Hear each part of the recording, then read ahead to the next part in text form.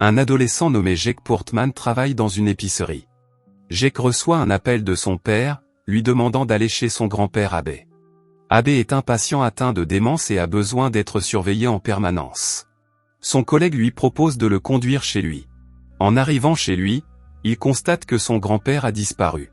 Jake et son collègue partent à sa recherche. Au bout d'un moment, ils trouvent Abe par terre, sans ses 2 globes oculaires. Avant que Jake ne puisse réagir, Abe lui attrape la main et lui demande de retourner au 3 septembre 1943, à l'aide d'une carte postale, et de rencontrer un oiseau. Soudain, Abe cesse de parler et rend son dernier souffle. À ce moment-là, il remarque un monstre massif dans l'obscurité. Le monstre s'en va lorsque son collègue tire accidentellement dans sa direction. Bien que Jake pense que les derniers mots d'Abe n'étaient que du charabia, le monstre qu'il a vu ce jour-là a un impact énorme sur sa santé mentale. Un mois s'est écoulé depuis la mort d'Abe. Jake a commencé à suivre une thérapie. Il raconte à son thérapeute les histoires qu'Abe lui racontait quand il était enfant. Abe parlait toujours d'un foyer pour enfants spéciaux quelque part à Cairnholm, une île au large des côtes du pays de Galles. Le foyer était dirigé par une dame stricte mais attentionnée nommée Alma, qui pouvait se transformer en oiseau. Y vivaient des enfants aux qualités uniques, ceux qui ne s'intégraient pas dans la société normale, comme Bronwyn et Victor, qui avaient une force surhumaine, Hugh, qui avait des abeilles vivant en lui, et Emma, qui pouvait flotter. Abe avait même des photos des enfants dont il parlait. Jake a cru à ces histoires pendant des années jusqu'à ce qu'il en parle dans une présentation en classe au collège. Ses camarades de classe se sont moqués de lui parce qu'il croyait à des idées aussi absurdes. Alors Jake a accusé Abe avec colère de mentir, et à partir de ce jour, Abe n'a plus jamais mentionné le foyer pour enfants. Le thérapeute pense que Jake a du mal à séparer les fantasmes d'Abe de la réalité. C'est pourquoi il a halluciné le monstre ce jour-là. Plus tard, lorsque Jake rentre à la maison, sa tante lui donne un livre qu'elle a trouvé dans les affaires d'Abe. À l'intérieur du livre se trouve une carte postale sur laquelle sont inscrits le nom d'Alma et l'adresse de la maison des enfants. Jake la montre à sa thérapeute lors de la séance suivante. Elle lui suggère de visiter les lieux afin qu'Abe et lui puissent tourner la page. Le lendemain, Jake et son père partent pour le pays de Galles. Ils atteignent enfin la ville et s'installent dans un vieil hôtel. Jake se rend au foyer pour enfants et le trouve complètement détruit. À son retour, un homme lui dit qu'en 1943, un missile nazi a atterri sur le foyer pour enfants et l'a détruit, tuant tous ceux qui s'y trouvaient. Le lendemain, Jake retourne à la maison et regarde autour de lui quand soudain, une fille apparaît devant lui. Surpris, il se met à courir, tombe et perd connaissance. Quand il reprend conscience, il est porté par Bronwyn, la fille de l'histoire de son grand-père qui a une force surhumaine. Il voit d'autres personnages de l'histoire devant lui. Jake est choqué mais ravi de voir que les histoires sont vraies. Emma, la fille qui peut flotter, dit à Jake qu'ils ont été envoyés par Alma pour le mettre au courant. Il l'emmène dans une grotte, mais Jake devient nerveux et retourne en courant à son hôtel. Là, il rencontre des visages inconnus qui lui demandent qui il est. Il s'avère qu'après être entré dans la grotte, il a voyagé dans le temps, jusqu'au 3 septembre 1943. Les gens de l'hôtel pensent qu'il est un espion et sont sur le point de le tuer lorsque les enfants de tout à l'heure le sauvent. Ils l'emmènent au foyer pour enfants, où il rencontre enfin Alma. À l'intérieur, une fille nommée Olive fait bouillir du thé avec ses mains, montrant qu'elle peut créer du feu avec elle. Alma lui révèle que le foyer pour enfants a été créé pour accueillir des personnes nées avec des qualités uniques appelées les particuliers. Ces qualités uniques sont acquises sous forme de gènes récessifs et peuvent se manifester à n'importe quelle génération. Des foyers pour enfants comme celui-ci sont répartis dans le monde entier pour protéger les particuliers des gens normaux. Chaque foyer pour enfants est géré par une race de particuliers appelés les imbrines.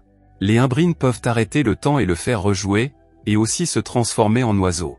Ainsi, Alma, étant une imbrine, remet le temps à zéro tous les jours.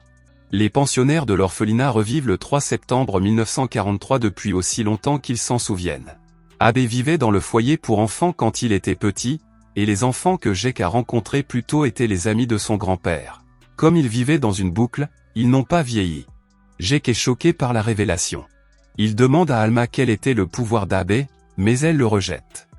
En se promenant dans la maison, Jake rencontre un étrange personnage nommé Enoch, dont le pouvoir est de donner vie aux morts et aux objets inanimés sous la forme de sa marionnette. Au dîner, on apprend qu'Abe a quitté le foyer pour rejoindre l'armée. Il découvre également qu'Emma était amoureuse d'Abe lorsqu'il était là. Après cela, tout le monde s'assoit pour regarder un film. Un garçon étrange nommé Horace peut projeter ses rêves sur le mur et peut également rêver de l'avenir. Il regarde le rêve d'Horace comme un film. Après le film, tout le monde sort pour regarder Alma réinitialiser le temps. Jake la regarde avec admiration alors qu'elle empêche le missile d'être largué dans la maison et réinitialise le temps au 3 septembre. Jake trouve ensuite une lettre écrite à Alma par son grand-père et la garde avec lui. Emma emmène Jake dans la grotte pour le sortir de la boucle. Alors qu'ils marchent, un oiseau imbrine blessé atterrit devant eux. Emma prend l'oiseau et retourne à la maison alors que Jake sort de la boucle. De retour à l'hôtel, Jake lit la lettre qu'il avait volée. Dans la lettre, Abe met en garde Alma contre un certain baron, qui a tenté de nuire aux êtres particuliers d'une autre boucle. Le lendemain, le père de Jake l'emmène sur une plage pour observer les oiseaux. Là-bas, il rencontre un ornithologue nommé John. Le père de Jake, qui observe les oiseaux comme passe-temps, est agacé par John, alors il retourne à l'hôtel. Jake attend que son père s'endorme et retourne dans la boucle. Il interroge Alma sur Baron. Mais Alma est en colère contre lui parce qu'il est indiscret et ne répond pas à sa question. Enoch l'emmène chez un type bizarre nommé Victor, mais Jake est choqué de voir le cadavre de Victor allongé sur un lit. Puis, Enoch place un cœur dans son corps et en fait sa marionnette, démontrant ainsi son pouvoir. Plus tard, alors qu'il se promène, il interroge Emma sur Baron. Pour répondre à sa question, Emma l'emmène sous la mer et dans les restes d'un navire rétréci. Elle utilise son pouvoir pour manipuler l'air et rendre la chambre sans eau. Elle lui tend ensuite une boîte et prétend qu'elle appartenait à Abe. À l'intérieur se trouve une carte de chaque boucle du monde et des photos de certains particuliers. L'un d'eux est Baron, le chef d'un groupe de mauvais particuliers appelé les Hollows. Elle lui dit qu'Abe a quitté le foyer pour enfants pour les chasser, mais qu'il n'a pas pu. Les Hollows cherchent les enfants particuliers et les tuent. Seule Alma connaît leur véritable motivation. Emma emmène ensuite Jake voir Alma tuer un monstre, semblable à celui que Jake a vu à la mort d'Abe. Emma dit que personne d'autre qu'Abe et Jake ne peut voir le monstre. Même Alma utilise ses pouvoirs de manipulation du temps pour le tuer. Il s'avère que Jake est aussi un péculiar comme son grand-père, et que tous deux ont le pouvoir de voir les monstres invisibles. De retour au foyer pour enfants, Alma parle à Jake des Hollows et de leur origine.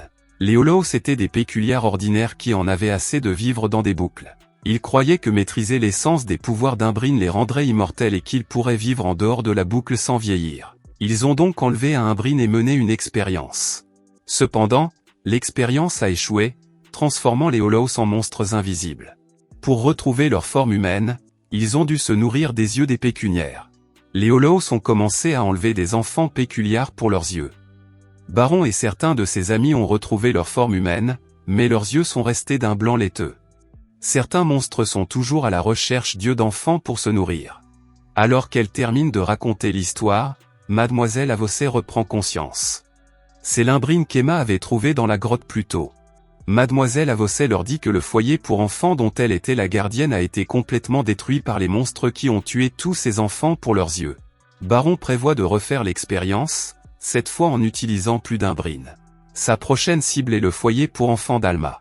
En entendant cela, Alma demande rapidement aux enfants de faire leurs valises. Elle veut changer de boucle pour qu'ils soient plus en sécurité. Emma demande à Jake de les accompagner à l'autre boucle.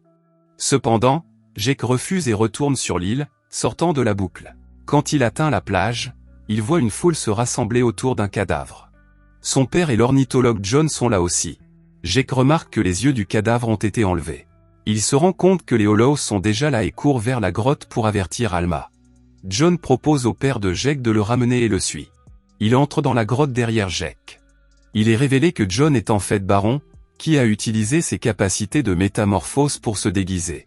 Il révèle qu'il s'est également déguisé en thérapeute de Jake pour amener Jake sur l'île et trouver l'emplacement de la boucle par son intermédiaire. Il menace ensuite Jake de l'emmener au foyer pour enfants. Alma est choquée de voir Baron à sa porte. N'ayant pas d'autre choix, elle propose d'accompagner Baron s'il laisse les enfants en dehors de tout ça. Après leur départ, Miss Avossé et Jake ferment toutes les portes et fenêtres de la maison et rassemblent des armes. Comme Baron sait où il se trouve, il peut envoyer ses amis monstres pour leur arracher les yeux. Soudain, un monstre invisible attaque Mademoiselle Avossé en l'absence de Jake. Il tue la pauvre dame mais est blessé par Jake juste après. Tout le monde court alors vers le grenier et s'échappe par une branche d'arbre. Comme Alma n'est pas là pour relancer la boucle, la journée passe au 4 septembre et le missile nazi s'abat sur la maison. Heureusement, tout le monde est sain et sauf. Une fois sorti de la boucle, Il prévoit de se rendre dans la boucle noire, où Baron mène l'expérience en utilisant Alma et les autres Imbrines. Ils montent à bord d'un navire et poursuivent leur voyage en utilisant la carte d'Abe. Ils arrivent enfin à une fête foraine. Jake et Emma entrent dans la boucle noire, qui les ramène en 2016. Ils y voient Baron, ses amis et quelques monstres. Jake utilise Emma pour provoquer Baron, le forçant à envoyer les monstres et 2 de ses hommes à l'extérieur pour tuer les enfants. Mais les enfants ont déjà prévu un moyen de les vaincre. Ils jettent de la neige sur ces hommes, révélant la forme des monstres. Pendant ce temps, Enoch transforme un groupe de squelettes en marionnettes et les envoie combattre les monstres. Puis, les enfants se dirigent vers Baron et ses amis. Ils les combattent en utilisant leurs pouvoirs uniques et parviennent à vaincre tout le monde sauf Baron. Jake libère les Imbrines des cages, y compris Alma, mais ils ne peuvent pas l'aider car ils sont blessés. Baron et Jake se retrouvent face à face lorsque soudain, Baron se transforme en Jake. Emma et Enoch entrent et ne savent pas lequel est le vrai Jake. Ils pointent une arbalète sur eux, alors que tous deux tentent de prouver qu'ils sont le vrai Jake. À ce moment-là, un monstre entre dans la pièce. Jake le voit et en informe les 2 autres.